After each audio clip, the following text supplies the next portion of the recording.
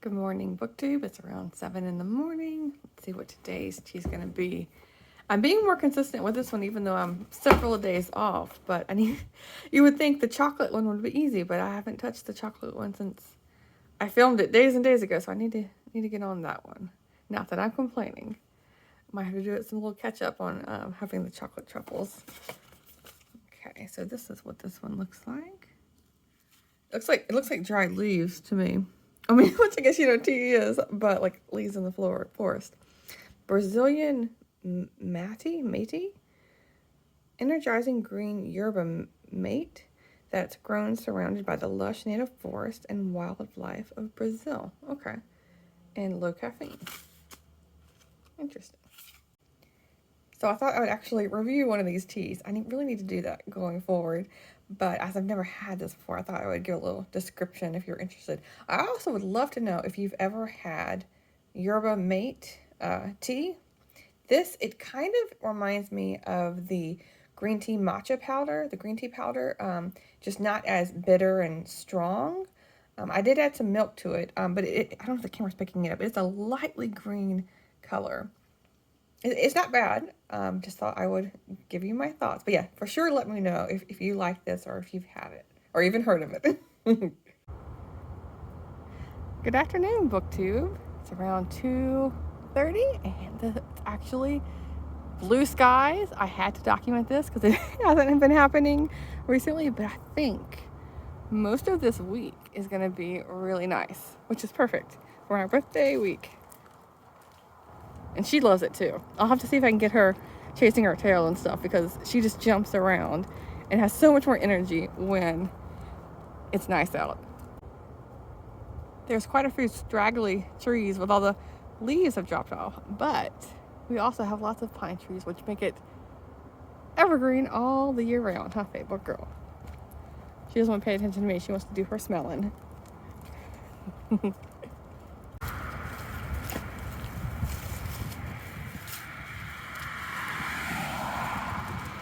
Have a good time, Facebook girl.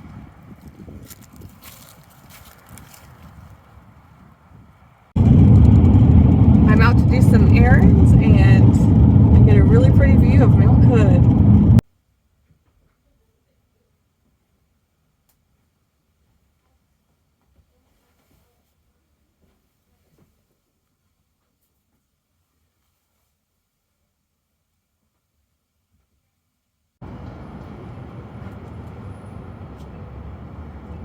What do you think, Fable? Well, she's excited.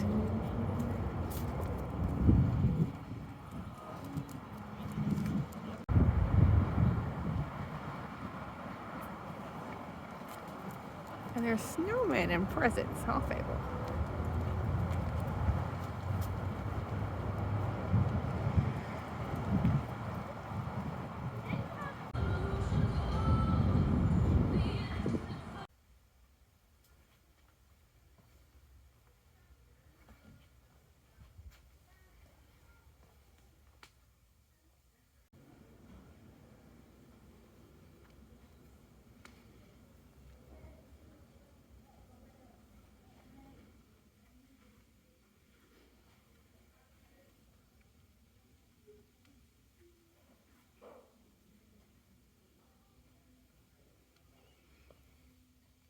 Hi, BookTube. So I went out and about today because it's been a while since I went to any bookstores.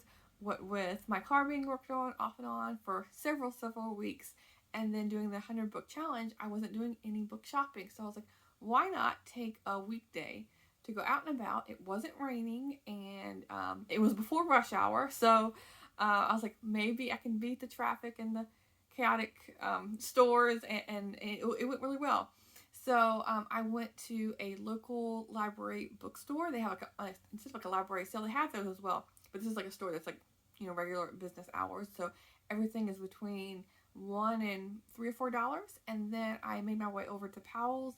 Not the giant Powell's. I'm going to save that for later this week, and I will be sure and bring you along for that one.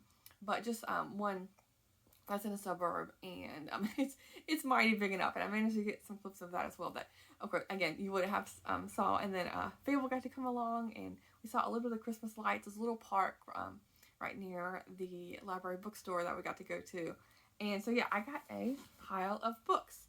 Oh, and before I get into these, I want to briefly mention that I did finish the audiobook I've been listening to, Rilla of Ingleside, the last and final book of the Anne of Green Gables series, book number 8. And I really wanted to finish the series before the end of the year because I never have before. And what I found most interesting, what's going to stick with me, is how the World War, was constantly, was the main, one of the main focuses outside of the drama of the main characters, and how some of the main characters were like, kind of like not obsessing in a way, but was constantly on their mind, as it should be, in a sense. But as I have read Ellen Montgomery's biography, and I have read through 3 of her 6 or 7 journals, and she was really, really obsessed with World War One. She followed all the minute details, and it was constantly on her mind. She was constantly thinking about it, talking about it, and what have you. And then when World War II came about, it was like too much for her, because she did end up committing suicide. So I think it's like one of the reasons behind her committing suicide was not being able to deal with World War II approaching after all she went through with World War One. So in a way, that's what's sticking out in my mind with this one more than anything else.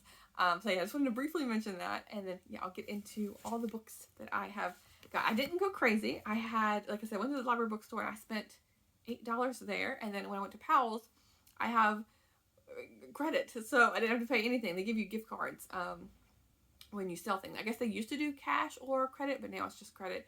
But it's fine. I'll take that. It's better than like credit, where it's like, there is some stores here, bookstores here, where if you sell books, you can only get like 50% off using your credit, and the other 50% you have to pay with cash. But anyway, so in total, I spent $8 for these books, and I'll take that as a win.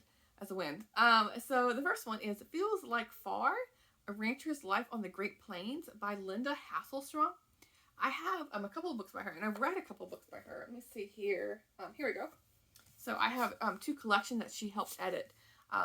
Leaning into the Wind and Woven in the Wind. And these are, it says, Women Write About Friendship in the Sagebrush West, and Women Write from the Heart of the West. So like, they're like, Western themes. There's letters and journals, poetry, essays, short stories, all kinds of things in here. And then Linda Hasselstrom herself writes books on the West.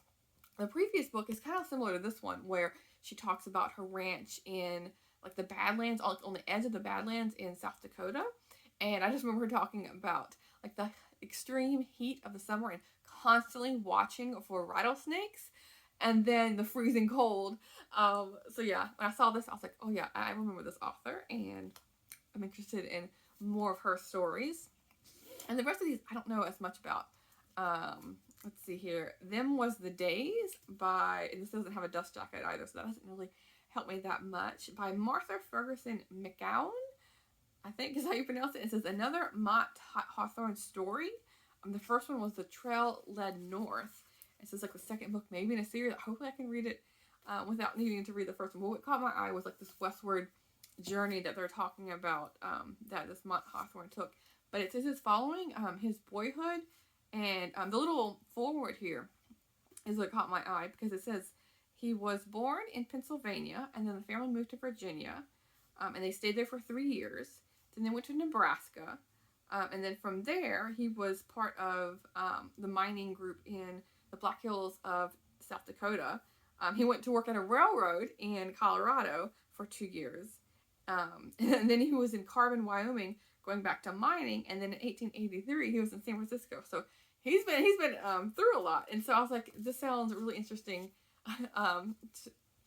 journey to explore. And this came out in 1950, and so I like going to used bookstores or library bookstores and things like that, because you just never know what you're gonna find, and you find like unique things that I feel like you wouldn't see in a Barnes and Noble, for example. But here's a little bit more to look at than the cover.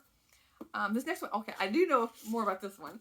Still Meadow Daybook by Gladys Tabor. I had recently read, let's see, I have it here somewhere. I've read Country Chronicle. I read that a couple weeks ago. And here's the author on the back with her cat Amber. And I've also read My Own Cape Cod about her time there.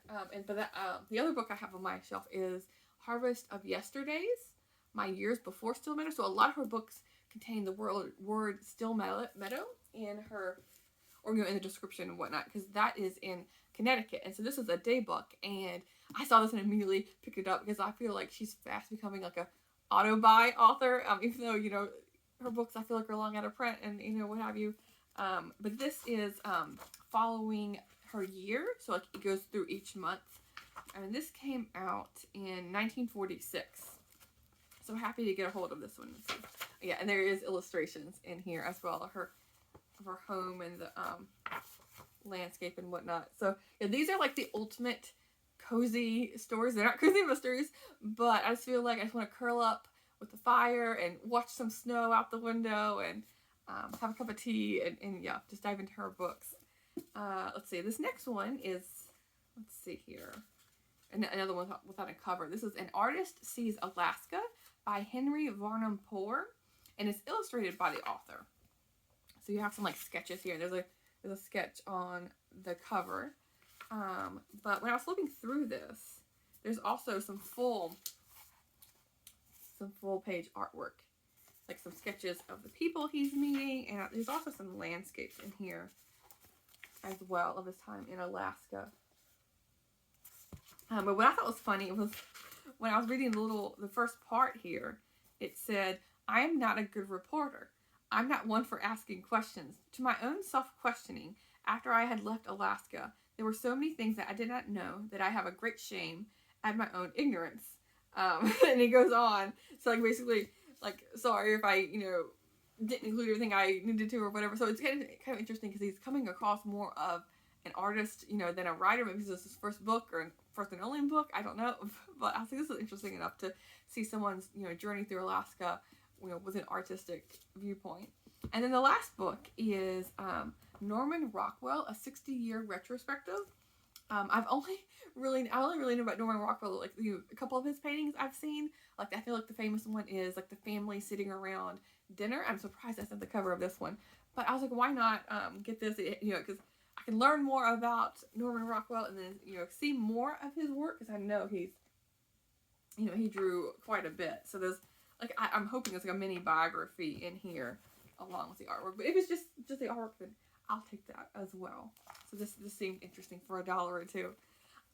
So yeah, those are all the books that I have. I'll just do a little tower of all the books I got, and yeah, just keeping it under control because I just did the 100 book challenge and I don't need a ton of books because I want to, try and keep the ratio stable or reasonable with what I bring in. Although, it's funny coming off the 100 book challenge into December with my birthday and Christmas. So we will see how my ratio might be a little bit out of whack by the end of this month, but I will for sure and keep you posted. I'll talk to you soon. Thanks, BookTube.